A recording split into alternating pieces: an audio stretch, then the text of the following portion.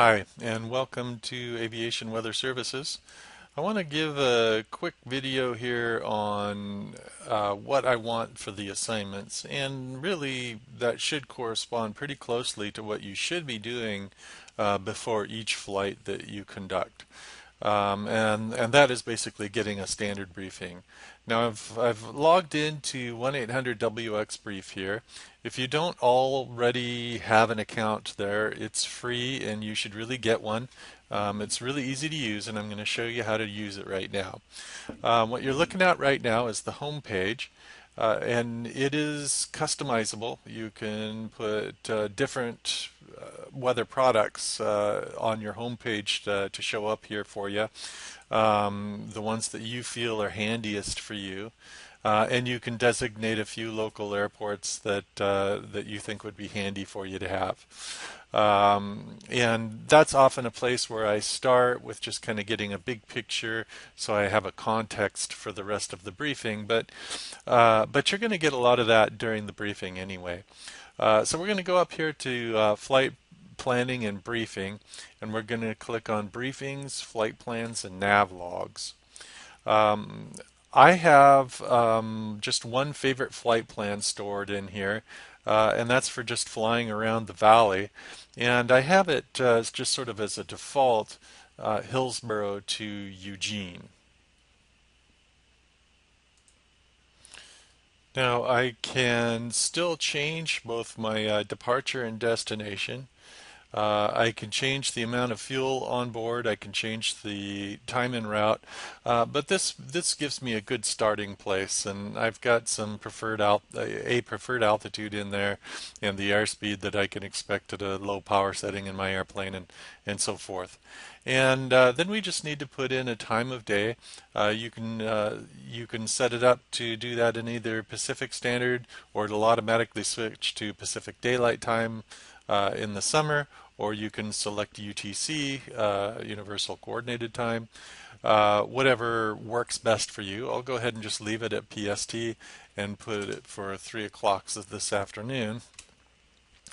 I'll leave the route of flight direct for now, but you can put in various waypoints if you like later as you plan. Down on the bottom of the form, there's a number of different types of briefings you can get, and they're all good for something. But at some point before your flight, you should be getting a standard briefing, because that's the one that's going to include everything that could possibly represent a threat to your flight. Okay, so this is the actual briefing, and when it comes up, we'll start up here at the top. You have a couple of options to select from. The first is whether or not you want it in plain text. That becomes particularly handy on current weather. What it does is it decodes your METARs and TAFs and things like that. I prefer to read it in coded because it's way faster. Once you get the hang of reading coded METARs and TAFs, because it takes so much less screen space, it's actually a lot faster to use. So I leave that plain text unchecked unless I come up on something that I don't recognize, an abbreviation that I don't recognize. Then I can always hit that and see if I can get some help. The other one is Next Gen View, and you'll want to leave that one checked. It basically, unchecking that turns off some of the graphical features, and you don't want to do that because those are the cool things. Your job for this is to turn all of these orange dots gray. And so I already clicked on current weather. That's not where I would normally start, but doing that causes the little green dot to go away, which means that I've looked at that.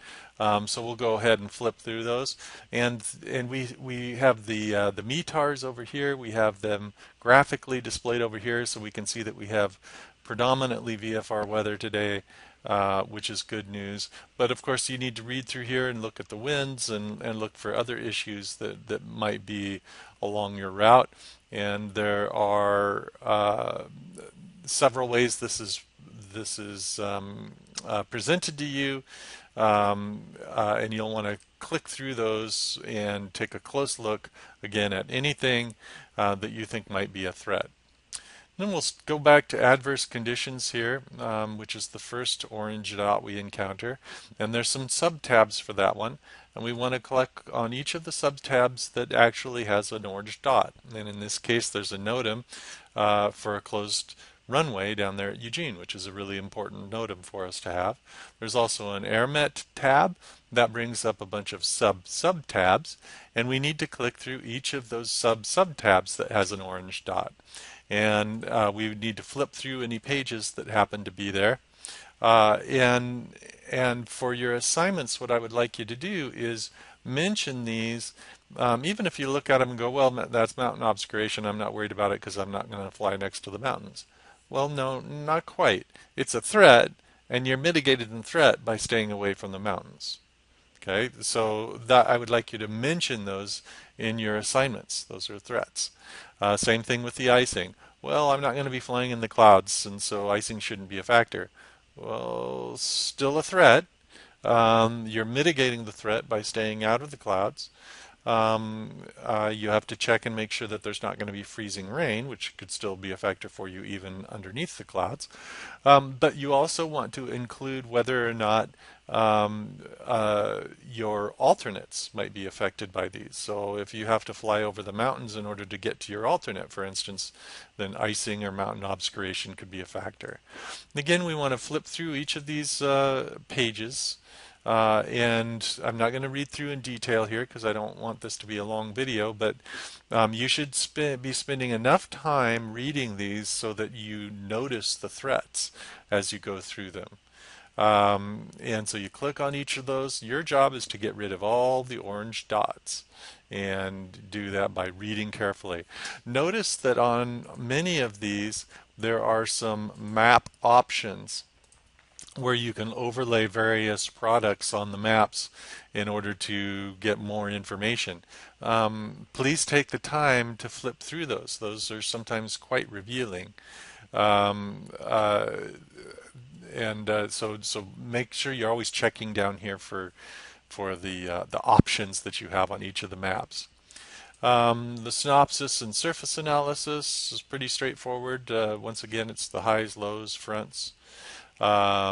Next tab with a dot on it, we already did the current weather, so now we're up to forecasts, and it has a bunch of sub tabs and pages within each sub tab that we want to flip through.